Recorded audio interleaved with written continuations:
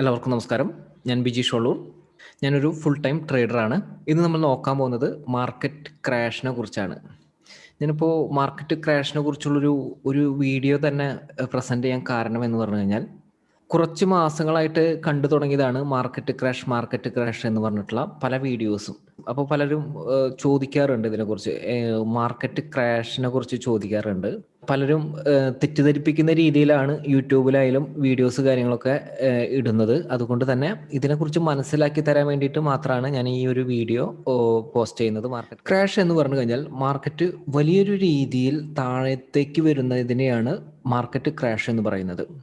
ഇപ്പോൾ ഉദാഹരണം പറയാം, ഇപ്പോൾ പ്രകൃതി ദുരന്തങ്ങൾ, യുദ്ധങ്ങൾ, കോർപ്പറേറ്റ് ഹാക്കുകൾ, സാമ്പത്തിക ഉൽപാദന മേഖലയിലെ തകർച്ച, ഇതൊക്കെ സംഭവിക്കുമ്പോഴാണ് ഒരു മാർക്കറ്റ് ക്രാഷ് എന്ന് പറയുന്നത് സംഭവിക്കുന്നത്. ഇന്ന് ലോകത്തിൽ രജിസ്റ്റർ ചെയ്യപ്പെട്ടിട്ടുള്ള പ്രധാനപ്പെട്ട ക്രാഷുകൾ എന്ന് പറയുന്നത് 1929 1929 ശേഷം അടുത്തൊരു വലിയൊരു ക്രാഷ് മാർക്കറ്റിൽ വരുന്നത് 1987 1987 ഒക്ടോബർ 19 ഡൗ ജോൺസ് ഇൻഡെക്സ് എന്ന് പറയുന്നത് നിഫ്റ്റി 50 പോലത്തെ ഒരു US മാർക്കറ്റിലെ ഒരു ഇൻഡെക്സ് ആണ്.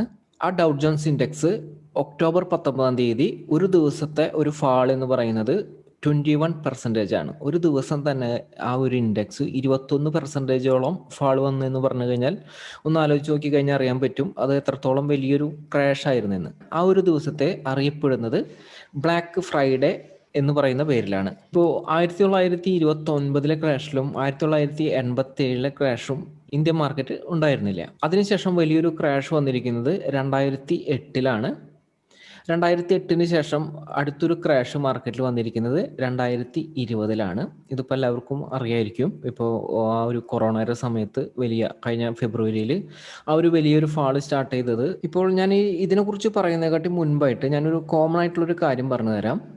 അപ്പോൾ ഇത് കുറച്ചും കൂടി എക്സ്പ്ലെയിൻ ചെയ്യുമ്പോൾ അത് കുറച്ചും കൂടി വളരെ ഈസി ആയിട്ട് അത് മനസ്സിലാകും. അതായത് ഒരു മാർക്കറ്റിൻ്റെ ഒരു മുകളിലോട്ടുള്ള ഒരു മൂവ്മെൻറ്റ്, ഇപ്പോൾ മാർക്കറ്റ് എന്ന് പറയുമ്പോൾ ഒരു സ്റ്റോക്ക് ആവാം, കമ്മോഡിറ്റി ആവാം, നിഫ്റ്റി ആവാം, ഡൗ ജോൺസ് ഇൻഡെക്സ് ആവാം, എന്തായിക്കോട്ടെ, മുകളിലോട്ടുള്ള ഒരു മൂവ്മെൻറ്റ് ഒരിക്കലും ഒരു സ്ട്രെയിറ്റ് ലൈൻ ആയിട്ടല്ല മുകളിലോട്ട് പോകുന്നത്. 14,238 നിഫ്റ്റി നിൽക്കുന്നത്. ഞാൻ ഇതിനെ കുറച്ചും കൂടി വളരെ ഡീറ്റെയിൽ ആയിട്ടുള്ളൊരു ഗ്രാഫ് എടുത്തു കഴിഞ്ഞാൽ, ഞാൻ കഴിഞ്ഞൊരു 15-20 വർഷത്തെ ഒരു ഗ്രാഫ് നോക്കിക്കഴിഞ്ഞാൽ നിങ്ങൾക്കത് കാണാൻ സാധിക്കും. ഞാൻ നേരത്തെ പറഞ്ഞിരിക്കുന്നത് ഒരു കാരണവശാലും മാർക്കറ്റ് എന്ന് പറയുന്നത് സ്ട്രെയിറ്റ് ലൈൻ ആയിട്ട് അതിന് മുകളിലോട്ട് പോകാൻ സാധിക്കില്ല.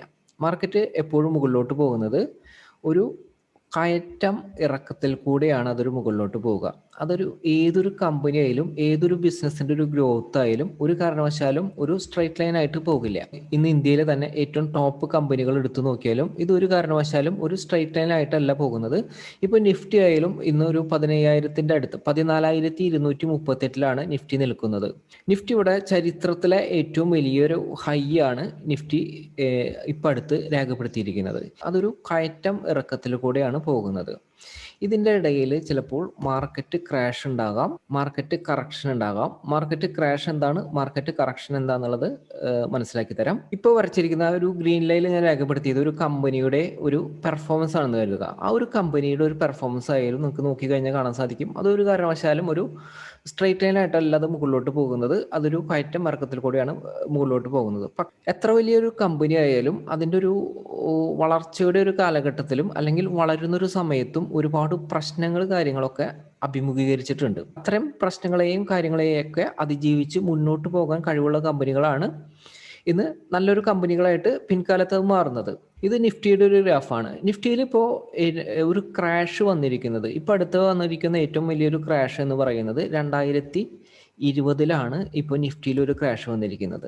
ഈ ഒരു ക്രാഷ് നിങ്ങൾക്ക് നോക്കിക്കഴിഞ്ഞാൽ കാണാൻ സാധിക്കും ക്രാഷിന് മുൻപ് പോലും മാർക്കറ്റ് താഴേക്ക് വരുന്നുണ്ട്. ഇവിടെ നിങ്ങൾക്ക് താഴത്തേക്കും വരുന്നുണ്ട്, പക്ഷേ ഈ ഒരു മുകളിലേക്കുള്ള ഒരു കയറ്റത്തിൻ്റെ ഇടയിലും ഈ മാർക്കറ്റ് താഴത്തേക്കും വരുന്നുണ്ട്. താഴത്തേക്ക് വരുന്ന ഈ ഒരു ലെവൽ നിങ്ങൾ നോക്കിക്കഴിഞ്ഞാൽ കാണാൻ സാധിക്കും അതൊരു പ്രത്യേക ലെവൽ എത്തുമ്പോഴേക്കും അത് തിരിച്ചു കയറി മുകളിലോട്ട് തന്നെ പോകുന്നുണ്ട്. ഇങ്ങനെ ഒരു പ്രത്യേക ലെവൽ എത്തിയിട്ട് അത് തിരിച്ചു കയറുന്നുണ്ടെങ്കിൽ ഇത് മാർക്കറ്റ് കറക്ഷൻ എന്നാണ് പറയുക. മാർക്കറ്റിന് താഴാവുന്നതിൻ്റെ ഒരു പെർസെൻറ്റേജ്, ഒരു പരിധിയുണ്ട്. ആ ഒരു പരിധിയും വിട്ടിട്ട് താഴേക്ക് വരികയാണെങ്കിൽ അതിനെയാണ് ശരിക്കും മാർക്കറ്റ് ക്രാഷ് എന്ന് പറയുന്നത്. ഇപ്പോൾ 2020 ഫെബ്രുവരിയിൽ സംഭവിച്ചാണ് മാർക്കറ്റ് ക്രാഷ് എന്ന് പറയുന്നത്. മാർക്കറ്റ് കറക്ഷൻ എന്ന് പറഞ്ഞു കഴിഞ്ഞാൽ മാർക്കറ്റിൽ പലതരത്തിലുള്ള ഇൻവെസ്റ്റേഴ്സ് ഉണ്ടായിരിക്കും. അത് ചിലപ്പോൾ ഷോർട്ട് ടൈം ഇൻവെസ്റ്റേഴ്സ് ഉണ്ടാവും, വളരെ ചുരുങ്ങിയ കാലത്തേക്ക് ഇൻവെസ്റ്റ്മെൻറ്റ് കാര്യങ്ങൾ ചെയ്യുന്നവരുണ്ടായിരിക്കും. അതുപോലെ തന്നെ ലോങ് ടൈം ഇൻവെസ്റ്റ്മെൻറ്റ് ചെയ്യുന്ന ആളുകളുണ്ടായിരിക്കും. വലിയൊരു കാലയളവിലേക്ക് ലോങ് ടൈം ഇൻവെസ്റ്റ്മെൻറ്റ് കാര്യങ്ങളൊക്കെ ചെയ്തുകൊണ്ടിരിക്കുന്ന ആളുകളുണ്ടായിരിക്കും. രാകേഷ് ജുഞ്ചമോല, വാരൻ ബഫറ്റ്, ഇവരൊക്കെ ലോങ് ടൈം ഇൻവെസ്റ്റേഴ്സ് ആണ് വരുന്നത്. ഇപ്പോൾ 2016 ഇൻവെസ്റ്റ് ചെയ്ത ആളുകളെ സംബന്ധിച്ചിടത്തോളം ഇതിപ്പോൾ നിഫ്റ്റിയുടെ ഒരു റേഞ്ച് എന്ന് പറഞ്ഞു കഴിഞ്ഞാൽ ഒരു 7,000 റേഞ്ചിലായിരുന്നു നിന്നിരുന്നത്. പക്ഷേ അതൊരു നിശ്ചിത പെർസെൻറ്റേജ് മുകളിലോട്ട് കയറി കഴിഞ്ഞാൽ ഇവിടെ ഷോർട്ട് ടൈം ഇൻവെസ്റ്റ്മെൻറ്റ് ചെയ്യുന്ന ആളുകളൊക്കെ ഷോർട്ട് ടൈമിൽ പ്രോഫിറ്റ് ബുക്ക് ചെയ്യും. കാരണം അവർ ഒരു ഷോർട്ട് ടൈം ഇൻവെസ്റ്റ്മെൻ്റ് ആണ്, അതായത് ചുരുങ്ങിയ കാലയളവിലേക്കാണ് അവർ ഇൻവെസ്റ്റ്മെൻറ്റ് ചെയ്യാൻ ഉദ്ദേശിക്കുന്നത്. അതിന് ചിലപ്പോൾ മാർക്കറ്റ് ചിലപ്പോൾ എന്തെങ്കിലും ചെറിയ ചെറിയ റീസൺസ് ഉണ്ടായിരിക്കും. ബാഡ് ന്യൂസുകൾ വരാം, അങ്ങനത്തെ എന്തെങ്കിലും ബാഡ് റിസൾട്ടുകൾ വരാം. അങ്ങനത്തെ ഒരു സംഭവങ്ങളൊക്കെ വരുന്നൊരു സമയത്ത് ഇവർ പ്രോഫിറ്റ് ബുക്ക് ചെയ്യും. ആ ഒരു സമയത്താണ് മാർക്കറ്റിൻ്റെ ഒരു കറക്ഷൻ വരുന്നത്. ഇവിടെ ഇൻവെസ്റ്റ് ചെയ്ത ആളുകളെ സംബന്ധിച്ചിടത്തോളം ഇവർക്ക് ഇപ്പോഴും പ്രോഫിറ്റ് ആണ്. ഇവർ നോക്കുന്നത് ലോങ് ടൈം ഇൻവെസ്റ്റ്മെന്റ് ആണ്. ലോങ് ടൈമിലേക്ക് ഇവർക്ക് അറിയാം ഇത് എങ്ങനെ താഴെ വന്നാലും അത് തിരിച്ച് മുകളിലേക്ക് കുറേ നാളുകൾ കഴിയുമ്പോൾ തിരിച്ച് മുകളിലേക്ക് തന്നെ കയറി പോകും. അങ്ങനെ ഒരു ലോങ് ടൈം വിഷനോട് കൂടിയാണ് ഇവരെല്ലാവരും ഇൻവെസ്റ്റ്മെന്റ് ചെയ്യുന്നത്. അപ്പോൾ ഇവർക്കൊക്കെ ഒരു ചെറിയ രീതിയിൽ മാർക്കറ്റ് താഴെ വരുമ്പോഴേക്കും ഇവർ അങ്ങനെ ഒരു പരിഭ്രാന്തരാകില്ല. പക്ഷേ ഷോർട്ട് ടൈം ഇൻവെസ്റ്റേഴ്സ് അവിടെ പരിഭ്രാന്തരാകും. അവരവിടെ പ്രോഫിറ്റ് ബുക്ക് ചെയ്യും. മുകളിലോട്ട് പോകുമ്പോൾ വീണ്ടും കൂടുതൽ ഇൻവെസ്റ്റ്മെന്റ് കാര്യങ്ങളൊക്കെ നല്ല രീതിയിൽ അത് വന്നുകൊണ്ടിരിക്കും. നേരത്തെ പറഞ്ഞ പോലെ എന്തെങ്കിലും വല്ല ന്യൂസും എന്തെങ്കിലും കാരണങ്ങളൊക്കെ വരുന്ന ഒരു സമയത്ത് ഷോർട്ട് ടൈം ഇൻവെസ്റ്റേഴ്സ് അവിടെ ഒരു പ്രോഫിറ്റ് ബുക്കിംഗ് അവിടെ വീണ്ടും ചെയ്തുകൊണ്ടിരിക്കും. ഈ പ്രോസസ്സ് ഇങ്ങനെ കണ്ടിന്യൂഷനിൽ ഇങ്ങനെ പോയിക്കൊണ്ടിരിക്കും. ഇങ്ങനെ മുകളിലോട്ട് പോകുന്ന ഒരു സമയത്താണ് മാർക്കറ്റിൽ ഒരു ക്രാഷ് വന്നിരിക്കുന്നത്. ക്രാഷ് വരുമ്പോൾ മാർക്കറ്റ് ഒരു പരിധിയിൽ വിട്ടിട്ട് അത് താഴത്തേക്ക് വരും. ഇവിടെയൊക്കെ ഒരു പരിധിയിലാണ് മാർക്കറ്റ് നിലനിന്നിരുന്നത്. വലിയൊരു ന്യൂസുകളും സാമ്പത്തിക ദുരന്തങ്ങളും കാര്യങ്ങളൊക്കെ വരുന്ന ഒരു സമയത്ത്, പ്രകൃതി ദുരന്തങ്ങളൊക്കെ വരുന്ന സമയത്ത് ആ ഒരു വലിയൊരു ക്രാഷ് വരുമ്പോൾ ഇവിടെ മുതൽ ഇൻവെസ്റ്റ് ചെയ്തിട്ടുള്ള ആളുകളൊക്കെ അവർക്കൊക്കെ ഒരു പേടി വരും. ഇവിടെ നിന്നൊക്കെ ഇൻവെസ്റ്റ് ചെയ്തിട്ടുള്ള ഇൻവെസ്റ്റേഴ്സൊക്കെ പ്രോഫിറ്റ് ബുക്കിംഗ് ചെയ്യാൻ റെഡിയാവും. പക്ഷെ എന്നിരുന്നാലും കുറച്ച് കൂട്ടർ മാത്രം ഇതിനൊരു ലോങ് ടൈം വിഷനോട് കൂടി കാണുന്ന ആളുകളുണ്ട്. ക്രാഷ് വരുമ്പോൾ മാത്രം യൂട്ടിലൈസ് ചെയ്യുന്ന ആളുകളുണ്ട്. അവരൊക്കെ അവിടെ ഇൻവെസ്റ്റ്മെന്റ് കാര്യങ്ങൾ നടത്തും. ഇതിന്റെ ഹിസ്റ്ററി ചെക്ക് ചെയ്ത് കഴിഞ്ഞാൽ അത് കാണാൻ സാധിക്കും. 2012 വെറും 5,000 റുപ്പീസ് ഉണ്ടായിരുന്ന നിഫ്റ്റിയാണ് വരുന്നത്. പക്ഷെ ആ ഒരു സമയത്ത് പോലും ഇൻവെസ്റ്റ് ചെയ്തിട്ടുള്ള ആളുകളൊക്കെ ഉണ്ടായിരിക്കും. അവർക്കൊക്കെ എപ്പോഴും ഈ മാർക്കറ്റ് ഇവിടെ ഒരു ക്രാഷ് ഇവിടേക്ക് എത്തിയാൽ പോലും അവർക്കൊക്കെ അപ്പോഴും ചിലപ്പോൾ നല്ലൊരു പ്രോഫിറ്റ് ആണ് അപ്പോഴും നിലനിൽക്കുന്നത്. വീണ്ടും ഇവിടെ നിന്നുള്ള നല്ല രീതിയിൽ ഇൻവെസ്റ്റ്മെന്റ് വരുന്നു, വീണ്ടും മാർക്കറ്റ് അത് മുകളിലോട്ട് കയറുന്നു. പലരും ചോദിക്കുന്ന ഒരു കാര്യമുണ്ട്, 2020 ക്രാഷ് സംഭവിച്ചു, 2021 ക്രാഷ് സംഭവിക്കുമെന്ന്. അതിനുള്ളൊരു സാധ്യത വളരെ വളരെ വളരെ കുറവാണ്. ഞാനത് വിശദീകരിച്ച് തരാം. ക്രാഷ് എന്ന് പറയുന്നത് നമ്മൾ നേരത്തെ മേജർ ക്രാഷുകളൊക്കെ സംഭവിച്ചിട്ടുള്ള സമയങ്ങളും കാര്യങ്ങളൊക്കെ പറഞ്ഞു. ഇതിനു മുൻപ് ആ ഒരു വലിയൊരു ക്രാഷ് സംഭവിച്ച പോലും 2008 അതുപോലെ തന്നെ മാർക്കറ്റ് ഇത്രയും വലിയൊരു ഹൈയിൽ നിൽക്കുന്ന ഒരു സമയത്ത് പലരും ഇടാറുണ്ട് മാർക്കറ്റിന്റെ ഒരു വലിയൊരു ക്രാഷ് വരുമെന്ന്. ഞാൻ പറയുന്നു 2020 പോലെ ഒരു കാരണവശാലും ക്രാഷ് മാർക്കറ്റിൽ ഇനി വരില്ല. കാരണം ഇത്രയും വലിയൊരു പ്രതിസന്ധിയെ മാർക്കറ്റ് അതിജീവിച്ചുകൊണ്ടാണ് വലിയ രീതിയിൽ അത് മുകളിലോട്ട് പോയിരിക്കുന്നത്. മാർക്കറ്റിൽ ഇനി സംഭവിക്കാൻ പോകുന്നത് സാധാരണ ഷോർട്ട് ടൈം ഇൻവെസ്റ്റേഴ്സ് ചെയ്യുന്ന പ്രോഫിറ്റ് ബുക്കിംഗ് മാത്രമാണ്.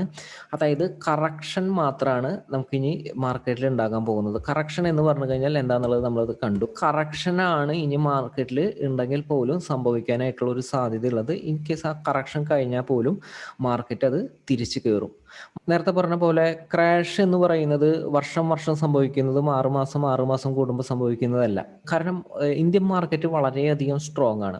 ഞാൻ നിങ്ങൾക്കൊരു 2008 മാർക്കറ്റ് കൂടി കാണിച്ചു തരാം. അപ്പോൾ നിങ്ങൾക്കത് കുറച്ചും കൂടി അത് മനസ്സിലാവും. ഇതാണ് 2008 സംഭവിച്ച മാർക്കറ്റിലെ ഒരു ക്രാഷ് വരുന്നത്. ഈ ഒരു ക്രാഷ് നടന്ന് ഒരു വർഷം കഴിഞ്ഞപ്പോൾ തന്നെ ഇത് റിക്കവർ ആയിട്ട് തിരിച്ചതിനെ മുകളിലോട്ട് കയറാൻ സാധിച്ചു. ഇത് അതിൻ്റെ ഒരു സ്ട്രെങ്ത് ആണ് കാണിക്കുന്നത്. ഇൻ കേസ് ഒരു ക്രാഷ് ഉണ്ടായാൽ പോലും അതിനെ റിക്കവർ ചെയ്തിട്ട് മുകളിലേക്ക് കയറുക എന്ന് പറഞ്ഞാൽ, ഇപ്പൊ ഞാനൊരു ബിസിനസിന്റെ ഒരു കാര്യം എടുക്കുക. ഇൻ കേസ് ബിസിനസ്സിലായാലും ഒരു കമ്പനിയിലായാലും വലിയൊരു പ്രതിസന്ധി വന്നു, ആ ഒരു കമ്പനി ആ ഒരു വലിയൊരു പ്രതിസന്ധിയെ അതിജീവിച്ചെങ്കിൽ അത് ഒരു കമ്പനിയുടെ ഒരു സ്ട്രെങ്ത് ആണ് കാണിക്കുന്നത്. ആ ഒരു കമ്പനി ലോങ് ടേമിലേക്ക് വളരെ വളരെ അധികം നന്നായി പെർഫോം ചെയ്യും. കാരണം അവർക്ക് അത്രയും വലിയൊരു പ്രതിസന്ധിയെ തരണം ചെയ്യാനായിട്ട് സാധിച്ചു. അപ്പോൾ മാർക്കറ്റ് ഇവിടെ വലിയൊരു ക്രാഷ് വന്നു. വിത്തിൻ 1 ഇയർ കൊണ്ട് തന്നെ ഈ ഒരു ക്രാഷിനെ റിക്കവർ ചെയ്തിട്ട് കയറാൻ. പക്ഷേ 2008 അതിന് ശേഷം ഇവിടെ താഴത്തേക്ക് മാർക്കറ്റ് വന്നു. നിങ്ങൾ ശ്രദ്ധിച്ചോ? താഴത്തേക്ക് മാർക്കറ്റ് വന്നു. ഇത് റീട്രേസ്മെന്റ് ആണ്, ഇത് ക്രാഷ് അല്ല. അപ്പോൾ 2009 ശേഷം 2010 സംഭവിച്ചിരിക്കുന്നത് അതിന്റെ ഒരു കറക്ഷനാണ്, മാർക്കറ്റിന്റെ ഒരു കറക്ഷനാണ്, റീട്രേസ്മെന്റ് ആണ്. ചെറിയൊരു രീതിയിലുള്ള ഒരു പ്രോഫിറ്റ് ബുക്കിംഗ് കഴിഞ്ഞതിന് ശേഷം മാർക്കറ്റ് വീണ്ടും അത് മുകളിലേക്ക് പോകുന്നു. കാരണം ഇവിടെ ഇൻവെസ്റ്റ് ചെയ്തവർക്കും ഇവിടെ ഇൻവെസ്റ്റ് ചെയ്തവർക്കും സ്റ്റിൽ പ്രോഫിറ്റ് ആണ്. അപ്പോൾ മാർക്കറ്റ് ഇന്ന് ഇത്രയും വലിയ രീതിയിൽ മുകളിലേക്ക് പോയി നിൽക്കുന്നു. അപ്പോൾ മാർക്കറ്റ് ഇൻ കേസ് ഞാൻ താഴ്ത്ത് വന്നാലും ഇനി താഴ്ത്ത് വരുന്നത് അതൊരു കറക്ഷൻ ആയിരിക്കും. ഇൻ കേസ് കറക്ഷൻ കഴിഞ്ഞ് കഴിഞ്ഞാൽ മാർക്കറ്റ് അത് തിരിച്ചു കയറി ഈസി ആയിട്ട് മുകളിലേക്ക് പോകാനും സാധിക്കും. ഇപ്പോൾ കറക്ഷൻ എന്താണ്, ക്രാഷ് എന്താണെന്ന് മനസ്സിലായി കാണും. ഈ ഒരു സമയത്ത് ഇൻവെസ്റ്റ് ചെയ്തവർക്കും ഈ ഒരു സമയത്തൊക്കെ ഇൻവെസ്റ്റ് ചെയ്തവർക്കൊക്കെ പല സ്റ്റോക്കുകളും 100%, 200% ഒക്കെ മുകളിലൊക്കെ റിട്ടേൺ തന്നിട്ടുണ്ട്. ഇവരൊക്കെ ലോങ് ടൈമിലേക്ക് വെക്കുന്ന ആളുകളായിരിക്കും ഓൾമോസ്റ്റ്. കാരണം അവർക്ക് ആ ഒരു പ്രോഫിറ്റും ആ ഒരു റിട്ടേൺസും, അതായത് എവിടെ കിട്ടാത്തൊരു റിട്ടേൺസും കാര്യങ്ങളൊക്കെ ഈ സ്റ്റോക്ക് മാർക്കറ്റിൽ അവർക്ക് ലഭിച്ചിട്ടുണ്ട്. കാരണം ഇപ്പോൾ ഈ ഒരു കൊറോണയുടെ സമയത്ത് പോലും ഏറ്റവും ഹൈ ഗ്രോത്ത് കാണിച്ചിരിക്കുന്നത് സ്റ്റോക്ക് മാർക്കറ്റാണ്.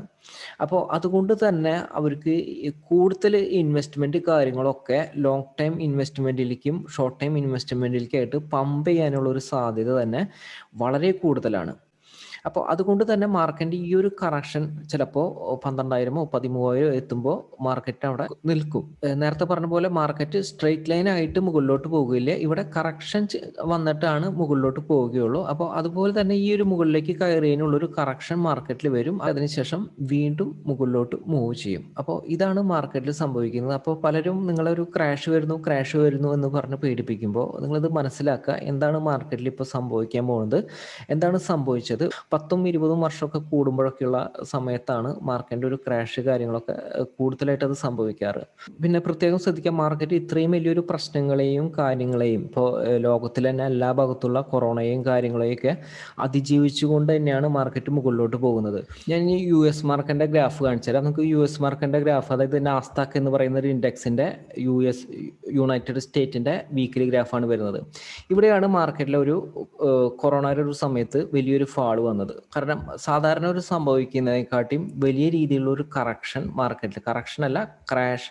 അപ്പോൾ ആ ഒരു ക്രാഷ് US മാർക്കറ്റിലും എല്ലാ മാർക്കറ്റിലും അതേ സമയത്ത് ഉണ്ടായിരുന്നു. പക്ഷെ US മാർക്കറ്റ് ആയാലും അതിനെല്ലാതിനെയും അതിജീവിച്ചുകൊണ്ട് മുകളിലോട്ട് കയറി. ഈ മുകളിലോട്ട് കയറിയിട്ടുള്ള ഒരു US മാർക്കറ്റ് പോലും അതിന് പോലും കുറച്ച് സമയം കഴിഞ്ഞപ്പോൾ മാർക്കറ്റ് ഒരു ഫാൾ വന്നു. ക്രാഷ് എന്നല്ല പറയുക, ഇതിനെ പറയുക കറക്ഷൻ എന്നാണ് പറയുക. ആ കറക്ഷൻ കഴിഞ്ഞതിന് ശേഷം വീണ്ടും US മാർക്കറ്റ് വീണ്ടും തിരിച്ചു കയറുന്നു. അപ്പോൾ മാർക്കറ്റിൽ ഇങ്ങനെയാണ് എപ്പോഴും സംഭവിക്കുന്നത്. അതുകൊണ്ട് തന്നെ മാർക്കറ്റിന്റെ വലിയൊരു ഓപ്പർച്യൂണിറ്റികളും വലിയൊരു സാധ്യതകളും മിസ്സായി പോകാതിരിക്കാൻ വേണ്ടിയിട്ടുള്ള, പലർക്കും മിസ്സായി പോകാതിരിക്കാൻ വേണ്ടിയിട്ട് ആണ് ഞാൻ ഈ വീഡിയോ കാര്യങ്ങളത് പോസ്റ്റ് ചെയ്തത്. മാർക്കറ്റിൽ പ്രോഫിറ്റ് ബുക്കിംഗ് വരും, സാധാരണ നോർമൽ ആയിട്ടുള്ള ഒരു കറക്ഷൻ മാർക്കറ്റിൽ സംഭവിക്കാവുന്ന കറക്ഷൻ വരും. പക്ഷേ റൈറ്റ് കമ്പനികൾ അവിടെ ആ ഒരു കറക്ഷനിലും മാർക്കറ്റിനെ പിടിച്ചു നിൽക്കും. നിശ്ചിത ഒരു പെർസെൻറ്റേജ് മാത്രം താഴെ വന്നുകൊണ്ട് വീണ്ടും ലോങ് ടൈമിലേക്ക് അത്തരം കമ്പനികൾ വീണ്ടും പെർഫോമൻസ് കാഴ്ചവെക്കും. അപ്പോൾ അതുകൊണ്ട് തന്നെ മാർക്കറ്റിന്റെ ആ ഒരു വലിയൊരു അവസരങ്ങൾ കാര്യങ്ങൾ നഷ്ടപ്പെടുത്താതിരിക്കുക. എല്ലാവർക്കും നന്ദി.